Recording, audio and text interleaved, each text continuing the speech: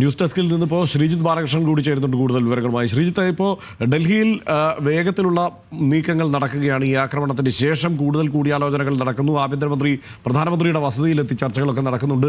എന്തെല്ലാമാണ് ഇത് സംബന്ധിച്ച വിവരങ്ങൾ? തീർച്ചയായും ഇന്ത്യ ഒരു മുന്നൊരുക്കത്തിൻ്റെ ഭാഗമാണ്. കാരണം ഒരു ആക്രമണം ഇന്ത്യ ഭീകര കേന്ദ്രങ്ങൾക്ക് നടത്തി കഴിഞ്ഞു. പാകിസ്ഥാൻ അല്ലെങ്കിൽ ഭീകരവാദികൾ ഒട്ടും മോശക്കാരല്ല എന്ന രൂപത്തിലാണ് കാര്യങ്ങൾ ഇന്ത്യ മനസ്സിലാക്കിയിട്ടുള്ളത്. അതുകൊണ്ട് തന്നെ ഒരു സ്വാഭാവികമായ ഒരു തിരിച്ചടി ഉണ്ടാകുമോ എന്ന് ഇന്ത്യ കരുതലോടെ നോക്കുന്നുണ്ട്. അതുകൊണ്ട് തന്നെയാണ് വീണ്ടും ആഭ്യന്തരമന്ത്രി പ്രധാനമന്ത്രിയെ കാണുന്നത്. ഒരുപക്ഷെ കാര്യങ്ങൾ കൂടുതൽ വിശദീകരിക്കും. അത് മാത്രമല്ല, ആഭ്യന്തരമന്ത്രി കാണുന്നത് ഇന്ന് വൈകിട്ട് മാത്രമല്ല, ഇന്ന് പകൽ മുഴുവൻ ഇന്നലെയുമൊക്കെയായി രാജ്യത്ത് മുഴുവൻ പല സ്ഥലങ്ങളിലും മോക്ക് ഡ്രിൽ നടത്തിയിട്ടുണ്ട്. അത് മാത്രമല്ല, വിമാനത്താവളങ്ങൾക്ക് അടിയന്തര ജാഗ്രതാ നിർദ്ദേശം. ജമ്മു കാശ്മീരിലെയും രാജസ്ഥാനിലെയും അടക്കമുള്ള വിമാനത്താവളങ്ങളിൽ 10ഓളം വിമാനത്താവളങ്ങൾ ഇപ്പോൾ ഏതാണ്ട് അടച്ചിട്ടുണ്ട്. കാരണം പെട്ടെന്നൊരു എന്തെങ്കിലും ഒരു അടിയന്തര സാഹചര്യം ഉണ്ടായാൽ അതിനെ നേരിടുക എന്നുള്ളതുകൊണ്ട് അടച്ചിടുന്നുണ്ട്.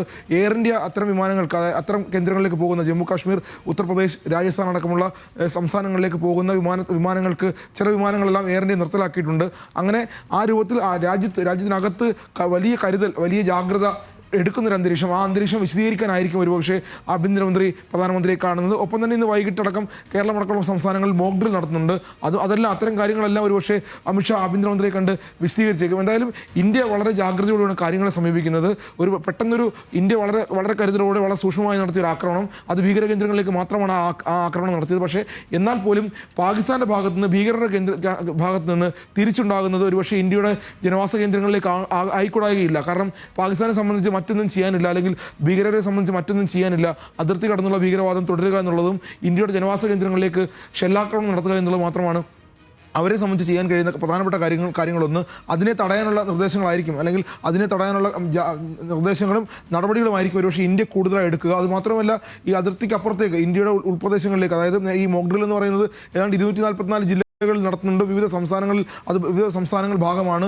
ഡാമുകൾ, പ്രധാനപ്പെട്ട സൈറ്റുകൾ, കേരളമടക്കമുള്ള സംസ്ഥാനങ്ങളിൽ നമുക്കറിയാം ISRO അടക്കമുള്ള പ്രധാനപ്പെട്ട തന്ത്രപ്രധാനമായ കേന്ദ്രങ്ങളുണ്ട്. അവിടെയെല്ലാം കനത്ത ജാഗ്രതാ നിർദ്ദേശം നൽകിയിട്ടുണ്ട്. ആ നിർദ്ദേശങ്ങളെല്ലാം പാലിക്കപ്പെടുന്നുണ്ടോ, ആ നിർദ്ദേശങ്ങൾ എത്രത്തോളം മുന്നോട്ട് പോയിട്ടുണ്ട്? എന്തായാലും വലിയ രൂപത്തിലുള്ള കരുതൽ, ജാഗ്രതയാണ് ഇന്ത്യ ആഭ്യന്തരമായി എടുക്കുന്നത്.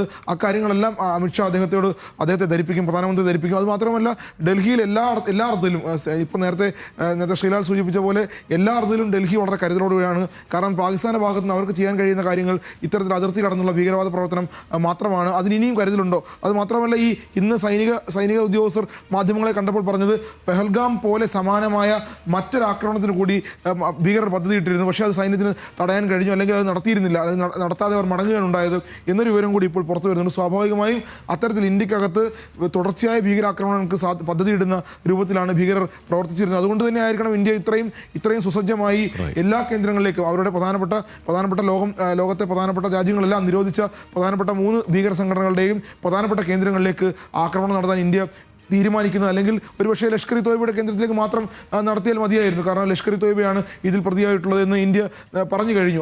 അതിന് അപ്പുറത്തേക്ക് ലഷ്കർ ഇ തോയ്ബ മാത്രമല്ല, ഹിസ്ബുൾ മുജാഹിദിനെയും ജെയ്ഷെ മുഹമ്മദിനെയും ഒക്കെ ലക്ഷ്യമിടുന്നതിലേക്ക് ഇന്ത്യ പോകുന്നത്. ഇനിയൊരു ഭീകരാക്രമണത്തിന് പാകിസ്ഥാൻ അല്ലെങ്കിൽ ഭീകര സംഘടനകൾ ആലോചിക്കരുത്, അവരുടെ ബുദ്ധി കേന്ദ്രങ്ങൾ പ്രവർത്തിക്കരുത് എന്നൊരു ലക്ഷ്യം ഇന്ത്യക്കുണ്ടായിരുന്നു. അതുകൊണ്ട് തന്നെ ആയിരിക്കും തുടർച്ചയായി ഇന്ത്യ വളരെ കരുതലോടുകൂടി, ജാഗ്രതയോടുകൂടി ഇതിനെ സമീപിച്ച് ആ രൂപത്തിലേക്ക്, ഭീകര കേന്ദ്രങ്ങളിലേക്ക് ലക്ഷ്യമിടാൻ, അവരുടെ പ്രധാനപ്പെട്ട കേന്ദ്രങ്ങൾ ആക്രമിക്കാൻ ശ്രമിച്ചത്. ഏതാണ്ട് 70ഓളം ഭീകരർ കൊല്ലപ്പെട്ടു എന്നൊരു അനൗദ്യോഗിക വിവരം കൂടി ഹർഷൻ നമുക്ക് ഒരുപക്ഷെ പറയാനുണ്ട്.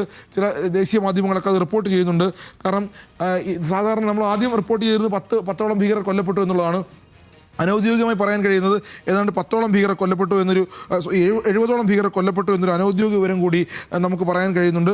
അതുമാത്രമല്ല, ഈ അമൃത്സർ അടക്കമുള്ള പ്രധാനപ്പെട്ട വിമാനത്താവളങ്ങൾ, ഇപ്പോൾ നേരത്തെ നമ്മൾ സൂചിപ്പിച്ച പോലെ ചില വിമാനത്താവളങ്ങളെല്ലാം ഈ മാസം 10 വരെ, അതായത് ഇനിയും 3 ദിവസത്തേക്ക് കൂടി, ഇനി ഏത് സമയവും, അതാണ് ഈ ജാഗ്രത നിർദ്ദേശമെന്ന് കരുതാം. ഇന്നിപ്പോൾ പിന്നെ 7-ാം തീയതിയാണ്. 10-ാം തീയതി വരെ അമൃത്സറിലെ വിമാനത്താവളം അടച്ചിടുകയാണ്. പൂർണ്ണമായും ഇന്ത്യ കടുത്ത ജാഗ്രതയിൽ തന്നെയാണ്. കാരണം ആ ജാഗ്രത പുലർത്തേണ്ടതുണ്ട്. ഇത്തരം നേരത്തെ സൈനിക മേധാവിമാർ സൂചിപ്പിച്ച പോലെ ഇനിയും ഒരു ഭീകരാക്രമണത്തിന് ഒരുപക്ഷെ പദ്ധതി ഇട്ടുകൂടായികയില്ല.